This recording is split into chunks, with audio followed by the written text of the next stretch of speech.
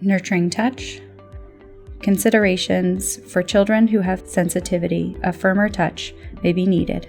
Think light to moderate pressure.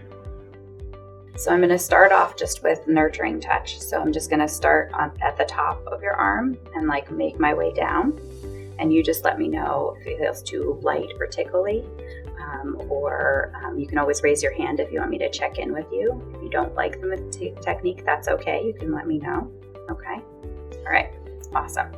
So I'm just going to start off at the top. Just put a little, how's that feel? Okay. Just keep working my way down slowly. Do you want a little bit more pressure, or is this good?